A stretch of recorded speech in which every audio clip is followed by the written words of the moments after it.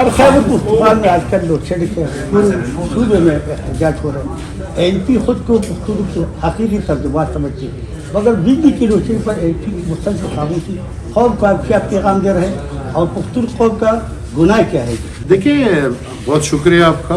سب سے پہلے تو میں پورے قوم کو عید مبارک کہوں گا. مسئلہ یہاں پہ یہ ہے کہ یہاں جب مصیبت آتی ہے تو لوگ آواز اٹھاتے ہیں. یہ جو باقی ہیں یہ صرف ان دنوں میں آواز اٹھاتے ہیں, اور ہم چپ نہیں ہیں. ہم تو روز اول سے لے کے آج تک, یہ نہیں کہ یہ صرف ہماری جدوجہد ہے, یہ ہمارے کابرین کی جدوجہد ہے. 1 یونٹ کے خلاف ورزی اگر ہم نے کی اس وجہ سے کی کہ ہم چاہتے ہیں کہ پختونوں کو اپنا حق ملے, اور وہ صرف بجلی کے لحاظ سے نہیں, باقی جتنے بھی ہمارے حقوق ہیں. اس طرح ہم الحمدللہ وہ لوگ ہیں جو آئینی طور پہ امینڈمنٹ لا چکے ہیں اور صوبے کو اپنے اختیار دے چکے ہیں. آواز ہم اٹھائیں گے اور اٹھاتے رہتے ہیں, اور ہم چاہتے ہیں کہ جو حکومتوں میں بیٹھے ہیں وہ اب آواز نہ اٹھائیں. حکومتوں میں آپ آواز نہیں اٹھاتے, حکومتوں میں آپ کارکردگی دکھاتے ہیں.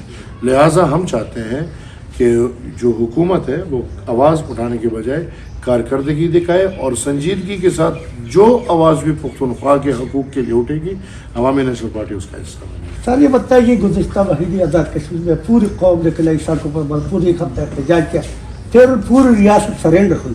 تو کیا آپ سمجھتے ہیں کہ اس طرح کا کوئی صورتحال خیبر پختونخوا بھی آپ دیکھ رہے ہیں؟ اگر ایسی صورتحال بنتی تو ایم پی کا کیا رول ہوگا؟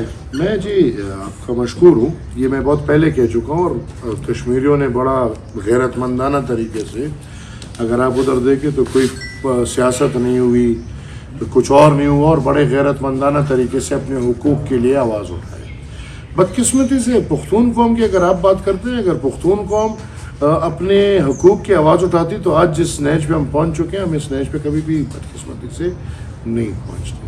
اور میں پختونوں کی, اللہ کرے کہ پختونوں میں اتنی سوچ اور سمجھ آئے اور وہ ایک اتحاد بنا کے, اتفاق بنا کے اپنے حقوق کے لیے نکلے.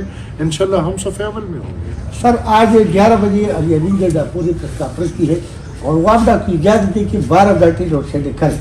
تو بطور سیاسی کارکن ایک صوبائی وزیر اعلیٰ کے اس بیان کو آپ کس طرح تناظر میں تو کس طرح سے دیکھیں؟ ہمارا صوبہ سرینڈرڈ ہے بدقسمتی سے, یہ تیسری دفعہ سرینڈرڈ ہے. اور جو وزیر اعلیٰ بیٹھے میں اس کو کہ وہ تو ایک ڈرامہ بٹھا دیے, بدر منیر پارٹ 2 ہے. ایک بدر منیر کا دوبارہ جنم آیا ہے اور وہ بس پختونوں کو یہ ڈرامے سناتا رہے گا, اور اس کی اجازت سے یا نا اجازت سے کچھ نہیں بنتا. اس کو چاہیے کہ کام کرے اور پختونوں کے لیے کچھ ہمت کرے. ہم انشاءاللہ ساتھ ہوں گے. میں نے جس طرح آپ کو پہلے کہا کہ حقیقی معنی میں جو بھی پختون قوم کے لیے آواز اٹھائے گا, ہمارے دشمن کیوں نہ ہو, ہم کھڑے ہوں گے, سب میں کھڑے ہوں گے, کیونکہ ہماری قوم کی بات ہے. سر جو حقوق ہے وہ تو وفاقی حکومت دبائے ہے, جو بجلی کی لوڈ شیڈنگ ادھر سے سب کچھ ہو رہا ہے. تو اس حوالے سے آپ سینٹ میں بھی کوئی آواز اٹھائیں گی؟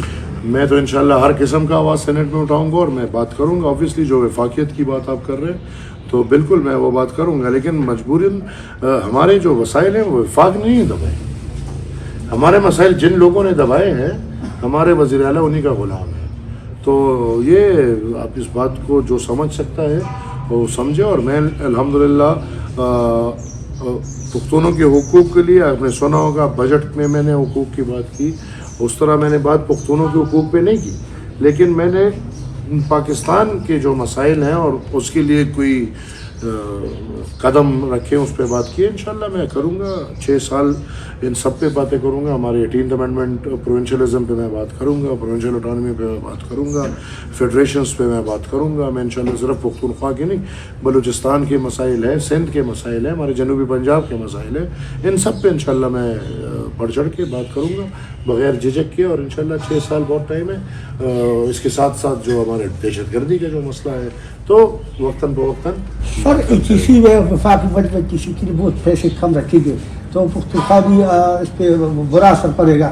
صرف حکومت کسی کے لیے 30 ارب علیحدگی سے رکھے کہ بھی میں خود نہیں ہوا, تو ہمارے پختون نوجوانوں کو اس کا کیا میسج جائے گا؟ پختون نوجوانوں کو میسج اگر جو جائے گا, یا اگر وہ میسج لے سکتے ہیں, تو پچھلے 10-12 سال سے پختونوں کی تعلیمی اداروں پہ باقاعدہ حملے ہو رہے ہیں.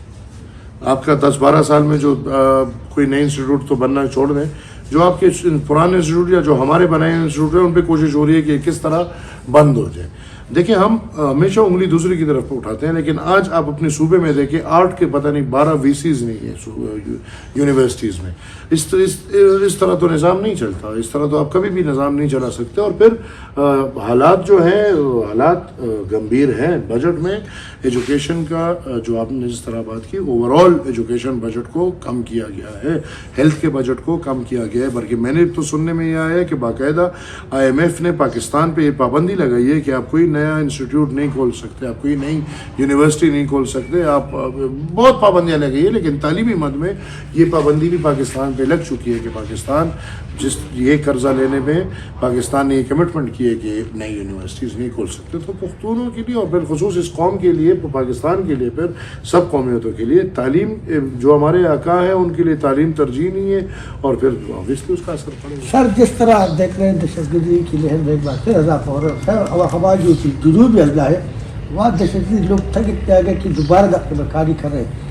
تو جو بڑھتی ہوئی دہشت گردی کی صورتحال کو دیکھ کر آپ کو خیبر پختونخوا کا مستقبل کیا نظر آ رہا ہے؟ اللہ خیر کرے. خیبر پختونخوا کا مستقبل بہت خوفناک ہے، اور یہ صرف خیبر پختونخوا کا نہیں ہوگا. ہمارے کسی باؤنڈری میں طاقت نہیں ہے کہ اس آگ کو روکے، ہمارے کسی دریا میں یہ طاقت نہیں ہے کہ یہ آگ کو روکے. اس کے لیے ہم نے بڑی قربانیاں دی، اور بہت قربانیوں کے بعد یہ دہشت گردی کچھ سیٹل ہوئی. لیکن ابھی جس طرح آپ نے بات کی، جنوبی وزیرستان، ڈیرہ اسماعیل خان، لکی مروت، ٹانک، کرک، ہنگو میں اس دن ایک ایسے پہ حملہ ہوئے، اور پھر شمالی وزیرستان کا جنوب. یہ علاقے پریکٹیکلی طالبان کے قبضے میں ہیں، طالبان کے قابو میں ہیں، اور طالبان باقاعدہ ادھر گشت کر رہے ہیں، کنٹرول کر رہے ہیں. اور ہماری حکومت اور ہماری جو اشرافیہ ہے وہ نیند کر رہے ہوں گے میرے خیال میں. یا میں تو ہمیشہ کہتا ہوں یہ ایک ملی بھگت ہے، اور انشاءاللہ فلور پہ میں اس کو ایکسپلین بھی کروں گا کہ یہ کس طرح کی ایک ملی بھگت ہے. اور میں ابھی بھی یہ کلیم کرتا ہوں کہ یہ جو طالبان آئے ہیں ان کو لایا گیا ہے، ان کو بطور کوئی سوچ لایا گیا ہے، اور وہ لانے والے ابھی بھی زندہ ہیں. ابھی بھی ان سے پوچھنا چاہیے، اگر وہ مر گئے پھر ہمارے لیے یہ چیز پھر مبہم رہ جائے گا. لہٰذا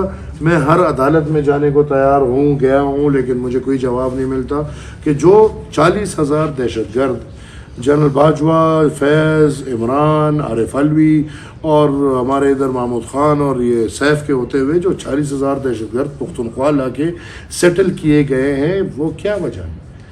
تو اگر یہ سیٹل ہوئے اور اس کے باوجود یہ کر رہے ہیں تو میرے خیال میں یہ 6 لوگ سہولت کار ہیں، اور نیشنل ایکشن پلان میں سہولت کار کے لیے سزا لکھی ہوئی ہے.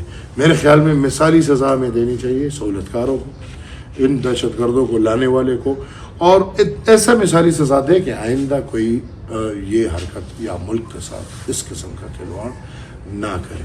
عنقریب آپ دیکھیں گے، میں نے اس دن، اللہ کرے میری بات غلط ثابت ہو، اللہ کرے کہ میری بات بالکل سچ ثابت نہ ہو، لیکن میں نے اس دن سننے میں آیا کہ نورستان میں ایک لشکر تیار ہو رہا ہے، اور ایک بڑے تعداد میں لشکر تیار ہو رہا ہے، اور وہ لشکر نورستان سے سیدھا آئے گا ہمارے ملکنڈ کے پہاڑوں پہ. تو لہٰذا اس وقت پختونخوا کا پوزیشن یہ ہے کہ جنوب آپ کا طالب کے قبضے میں ہے، شمال آپ کا عنقریب قبضہ ہونے والا ہے، اور حکومت TTPTI وہی ایک گدھے کے 2 کان. تو لہٰذا میں سمجھتا ہوں کہ ایک پلان کے تحت امریکہ کے خوش کرنے کے لیے، اور میرے خیال میں مزید مال لوٹنے کے لیے، یہ قوم کے لیے یہ آگ پر لے کر آئے.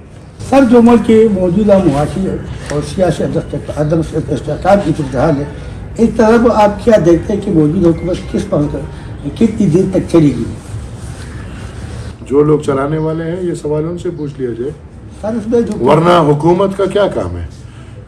بجٹ وہ نہیں بناتے، بجٹ ان کو امریکہ سے تیار بن کے آتے ہیں.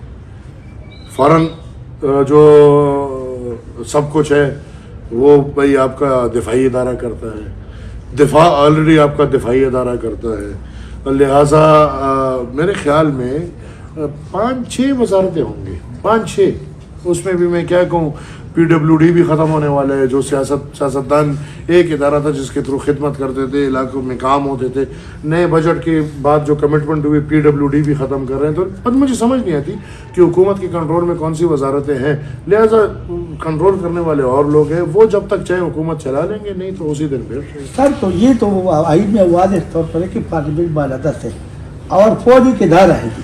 تو جب آپ پارلیمنٹ کے اندر بیٹھے ہوئے لوگ یعنی کہ اپنی طاقت کو استعمال کریں تو پھر فوج کو براہ راست الزام کیوں دیا جائے؟ پارلیمنٹ کے اندر بیٹھے ہوئے لوگ کتنے ایسے ہیں جو آزادانہ سوچ کے مالک ہیں اور جو فوج کے کندھوں پہ ادھر نہیں پہنچے؟ یہ پارلیمنٹ تو آپ کو پتہ ہے. نمبر 2، آئین مقدم ہے.